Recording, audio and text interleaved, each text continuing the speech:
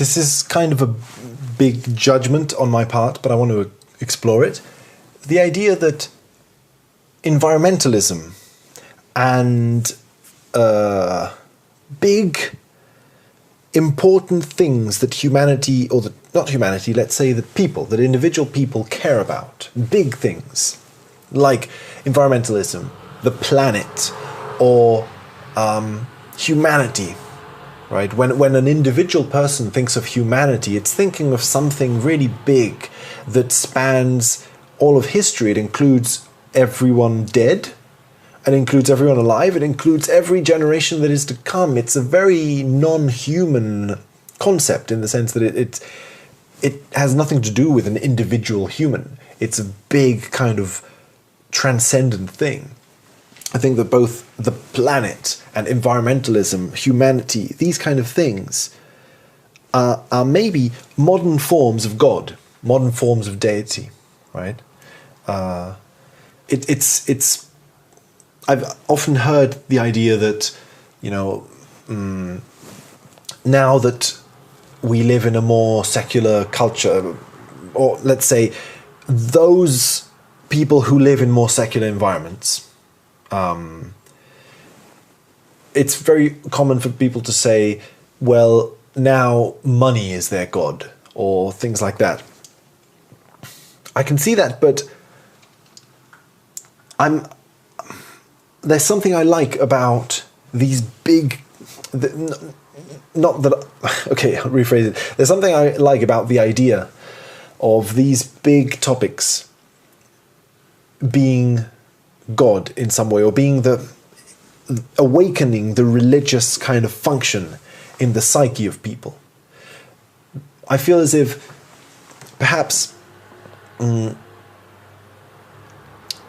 there is a way, because it's essentially, it's something that when people care about these topics, they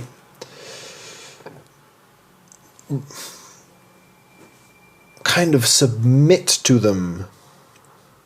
And I'm not in neither a good nor a bad way. In fact, I really want to defend submission in the eyes of culture. I think our culture is excessively solar, or I perceive it to be, at least, very solar.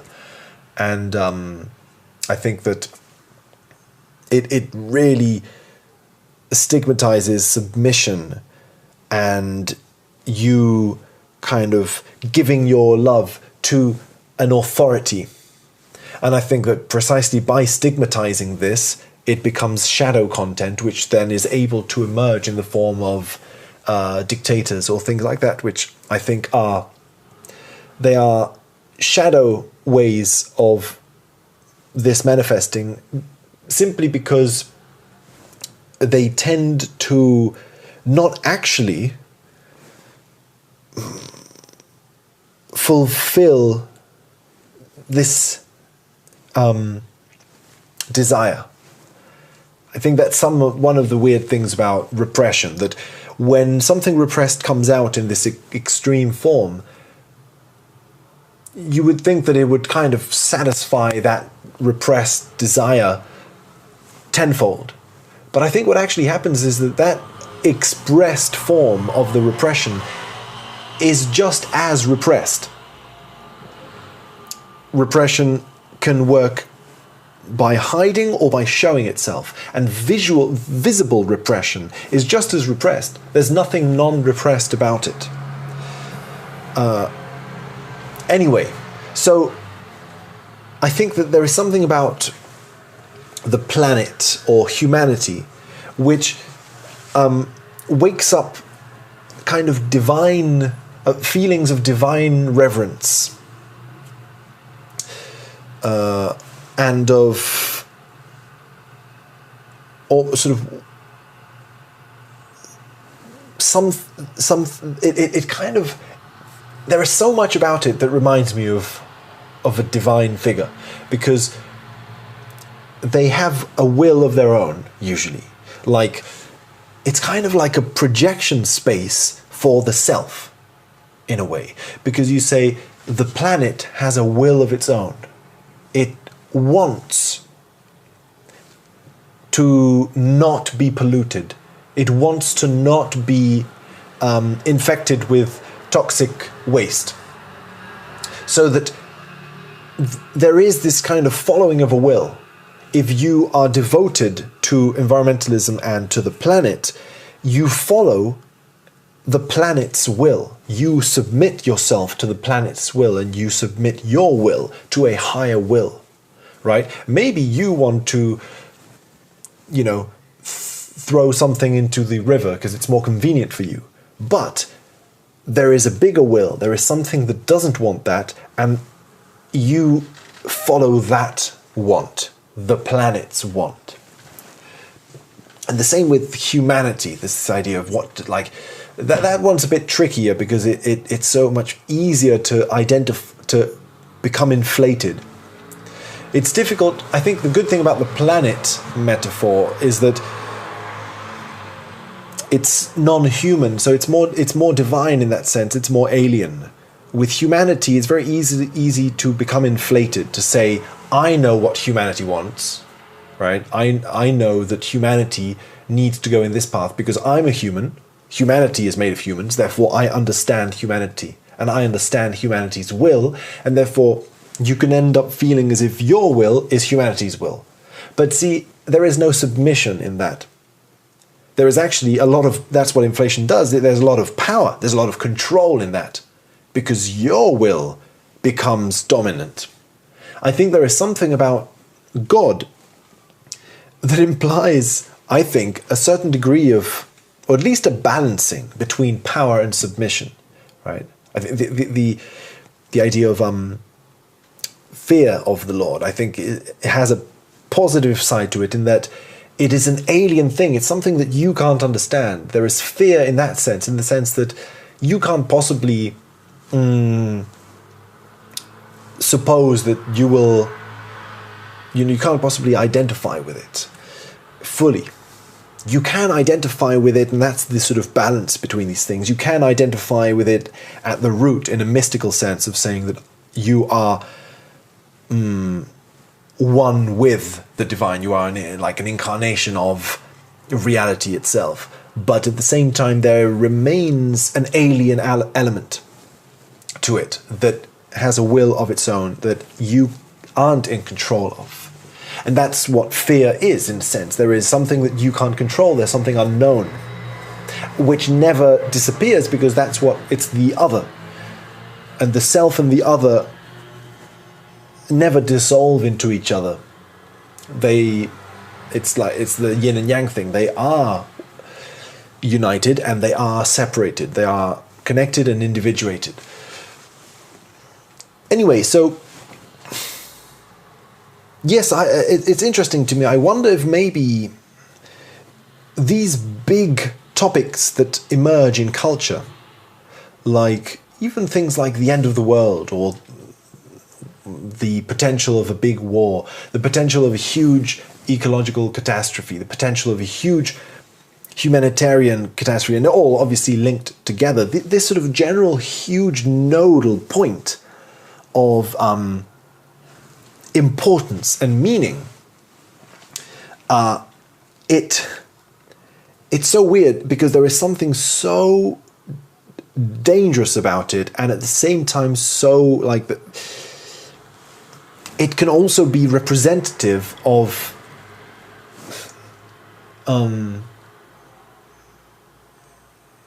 to the individual, right? I want to bring it back to the individual. I think that for the individual there is something healing or something destructive about that. I think that's kind of the issue with energy. It can be healing or destructive. It doesn't have an inherent morality to it. And so I can see kind of, on the one hand, there is something about it that worries me, I suppose. There is a worrying element to it. I tend to think that projecting the divine onto the material world in an excessively like absolute sense can have this effect of, of inflation, or just extending the repression even more. As if, maybe this religious function of the psyche has something to do with submission to something alien, to something other. And so it's as if maybe our culture is in the process, or always is in the process, I don't know, maybe that's sort of what history is, some kind of struggle between the ego allowing itself to give itself in to the other, expressed as God, and standing firm and standing apart from the other individually, claiming control and relinquishing control. And who knows, it's hard to tell whether this is a particularly, whether this moment in history is a moment where more of this submission is being kind of requested of the psyche. I don't know. Or whether this is just something that always happens.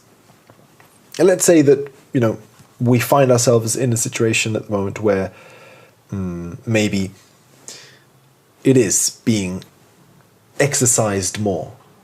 There is a tension to exercise this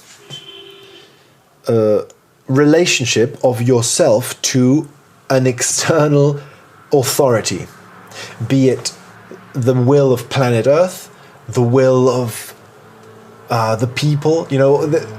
It can go down so many paths, and can go down the path of fascism. It can go down the path of an intense monkish kind of devotion.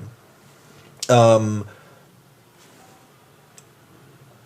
ways in which can manifest are infinite, but probably we find ourselves in a moment where there is the potential, at least, to exercise that, to try these skills, this potential is in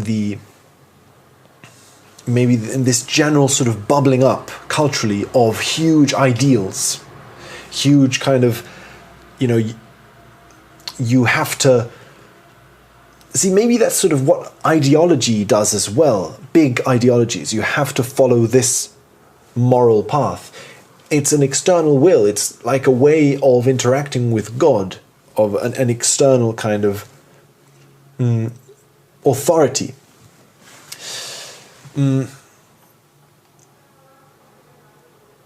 So I don't know. I find it very interesting because on the one hand, as I was saying, on one hand, I see something that worries me. I'm worried that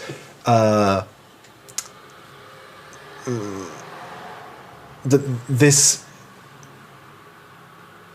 devotion to, it's as if God as something, God as something non-material were still repressed. Using the word God is already kind of problematic because it makes it seem as if I'm saying that all these other issues are not the answer, but God is the answer. No, I think that God is simply a useful word probably to refer to something that holds and englobes all those other issues, be it the issue of environmentalism, humanity, and other kind of ideological, moral positions. Maybe they all exist. They all exist in being. Perhaps that's the way of saying it. And that maybe there is the potential of repressing that even more. That sort of that perhaps this devotion to, I don't know, to being, to the present moment. Whenever you put a word on it, it's too reductionist, because it makes it seem as if there is one correct path. But that's the whole point, I think, is that there isn't one correct path. And that's what brings me, I suppose, to the good side of this, is that perhaps there is a way in which, even though there is like danger in the same way that you can use a knife to cut vegetables or to stab someone, even though there is this sense of danger of like a general rising in the world of apocalyptic feelings, there is something maybe about these apocalyptic feelings that helps put you in touch with your will, and therefore with your intuition. So with an external will, and this doesn't necessarily see. Maybe a way of putting it isn't God, but just the other in general. The other can be anything. It can be someone else. It can be something else. It could be some place else, some time else, whatever. That maybe exercising that material form of submission is precisely because it's material, because it's specific things like the planet. It helps balance out the material and ethereal aspects of the individuation process, or of the psyche's relationship to the self, or the psyche's submission to the self, which again, it both things happen at the same time. You submit and you gain power. You submit as in you merge, you connect with something else. So your will is my will, we are one, but at the same time as that happens, you individuate. Your individual will emerges. So you, the ego, aligning itself into the mandala, sort of placing itself in alignment around the self, individuates the ego. As paradoxical as it seems, it doesn't like all images are just images. The metaphor of the ego surrounding the self, like a planet surrounding the sun, is just one image. It's not like the image. It's not the way of imagining it. It's a way of managing it that exercises this submissive aspect of it, of you merging with something that is more central than yourself. But in this alchemical fractal way, you become the center. Again, in this fractal way, that there is no center to a fractal. So it's kind of like a joke. Aligning around a center in the context of a fractal is make-believe. It's play acting. You are pretending to align around the center. It's symbolic. And once you submit to this symbolic act, to this ritual, your place within the fractal becomes truly fractal, therefore truly alchemical and non-dual. So, yeah, anyway, just some thoughts on that, I suppose.